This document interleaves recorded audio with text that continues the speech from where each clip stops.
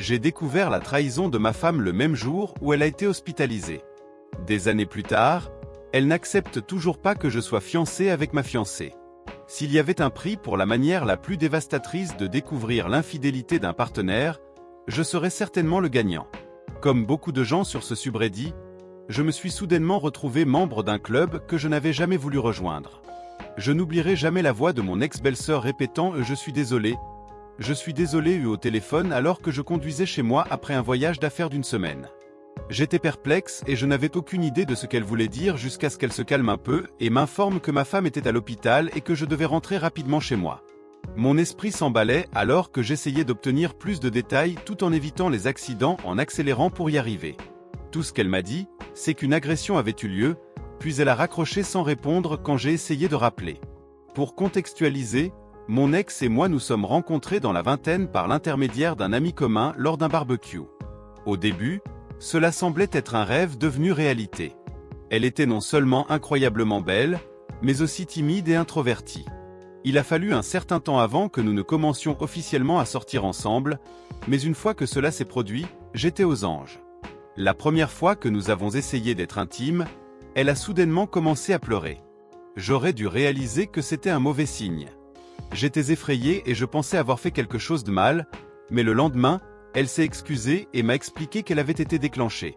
J'ai découvert que 2 ans avant que nous nous rencontrions, elle avait été dans une relation de longue durée avec un homme qui était à la fois émotionnellement et physiquement abusif.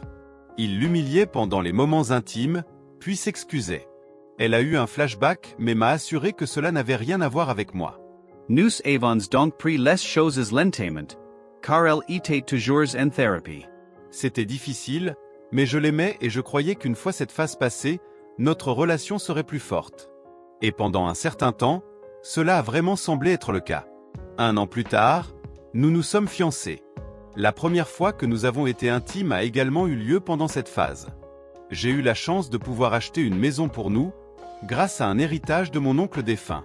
Les choses allaient bien et j'ai suggéré à moitié en plaisantant de planter un pêcher, symbolisant de nouveaux commencements, et elle était tout à fait d'accord. Nous nous sommes mariés peu de temps après cela, et franchement, c'était absolument incroyable. Bien sûr, nous avons eu nos hauts et nos bas comme n'importe quel couple marié, mais je me considérais plus chanceux parce qu'elle faisait toujours un effort pour ne pas aller se coucher fâchée et me signalait gentiment si je faisais quelque chose qui la dérangeait. Quelque temps plus tard, la vie a essentiellement suivi son cours et j'ai été promu au travail. Cela signifiait plus d'argent, mais cela signifiait aussi que je voyagerais plus pour des conférences et des réunions d'affaires. J'ai remarqué qu'elle devenait de plus en plus déprimée et n'était pas aussi intime qu'avant. Elle gardait son téléphone près d'elle et a même cessé d'aborder délicatement les choses qui la dérangeaient. J'ai essayé de lui parler à ce sujet, mais elle m'a assuré qu'elle allait bien et que c'était une phase qu'elle traversait. Comme je n'avais aucune raison de me méfier d'elle, j'ai laissé passer. Puis, de nulle part, cela est arrivé. Je me souviens avoir couru à l'hôpital, presque hors d'haleine et demandant frénétiquement des nouvelles de ma femme lorsque l'agent le plus compréhensif et patient du monde m'a fait asseoir pour m'expliquer ce qui s'était passé. Il a dit qu'il était un ami de ma belle-sœur et avait répondu à un appel de perturbation domestique. Il est arrivé sur les lieux et a trouvé un couple en train de se battre. Le supposé petit ami était sur la femme, la frappant, et elle criait en essayant de le griffer. Cela n'avait aucun sens pour moi parce que, premièrement, cela n'avait rien à voir avec ma femme, car nous étions mariés, et deuxièmement, littéralement tous ceux qui connaissaient ma femme savaient qu'elle ne ferait pas cela. Il m'a regardé avec un air entendu et a mis sa main sur mon épaule, me disant que je devais me calmer beaucoup parce que la petite amie en question était en fait ma femme. Si ce n'était pas pour la gravité de la situation, j'aurais ri en face, mais quelque chose dans la façon dont il a dit tout cela m'a fait le croire. Ensuite, une infirmière m'a emmené voir ma femme et m'a salué. À ce jour, j'ai encore du mal à trouver des mots pour décrire cela. Je suis resté là pendant une éternité. Puis, un médecin est venu et a expliqué ses blessures. Sa mâchoire était légèrement fracturée, son œil gauche était complètement gonflé et il y avait des ecchymoses massives couvrant la moitié de son visage, en plus de 3 côtes cassées. Ensuite, le médecin a lâché une autre bombe et a dit qu'elle était enceinte. Je n'arrivais toujours pas à comprendre comment cela s'était produit. Puis, j'ai vu sa sœur.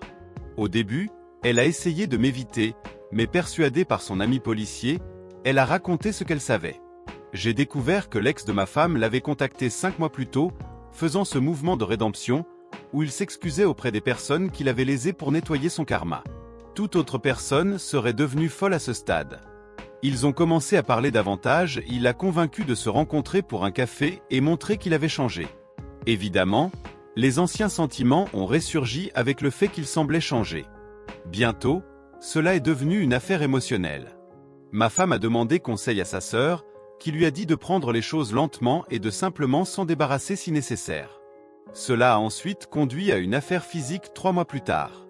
En fait, sa sœur a dit qu'elle devrait au moins faire la paix avec son ex de toute façon, et même proposé de la couvrir de temps en temps. Ma belle-sœur pleurait à ce moment-là et continuait de s'excuser auprès de moi, disant qu'elle ne connaissait pas les abus puisque ma femme ne l'avait jamais dit à personne d'autre qu'à moi et à son thérapeute. À ce moment-là, j'étais figé. Je ne pouvais tout simplement pas ressentir quoi que ce soit.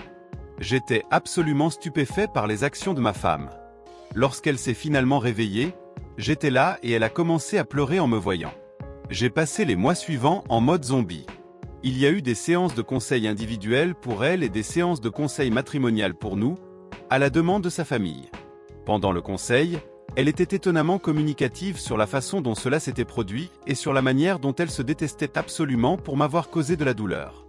Elle a mentionné qu'à un moment donné, en rentrant chez elle, elle fantasmait de conduire jusqu'à la rivière parce qu'elle sentait comme lui et ne l'a pas fait parce qu'elle ne voulait pas que son odeur me corrompe.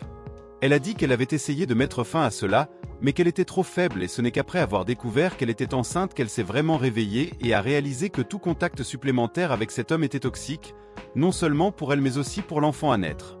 Alors, elle est allée mettre fin aux choses en personne pour de bon quand il l'a attaquée.